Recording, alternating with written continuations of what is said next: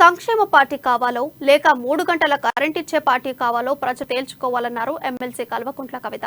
నిజామాబాద్ ఆర్మూర్లోని BRS ticket MLA Jeevan Reddy ప్రకటించడంతో ఆశీర్వాద ర్యాలీ నిర్వహించారు. ఆర్మూర్ ఎమ్మెల్యేను రానున్న ఎన్నికల్లో ముచ్చటగా మూడోసారి 60,000 ఓట్ల మెజారిటీతో గెలిపించాలని కోరారు ఎమ్మెల్సీ కవిత.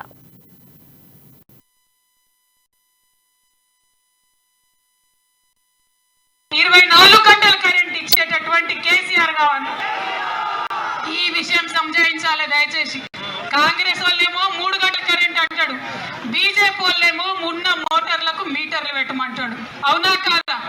చూసినామా చూడలేదా వీళ్ళ సంగతి? ఇంకొక మాట దయచేసి రైతన్నలు ఆలోచించాలి.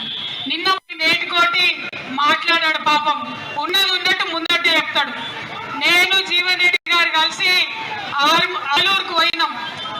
ఆలూరు గ్రామంలో నిజంగా నేను మళ్ళా చెప్తున్నా, నేను ఉద్యమంలో రాజకీయాల్లో కలిసి ఇన్ని సంవత్సరాలలో ఏ గ్రామంలో కూడా నాకు అంత అపూర్వమైనటువంటి స్వాగతం దొరకలేదు. ఆలూరులో అంత స్వాగతం నాకు దొరికింది.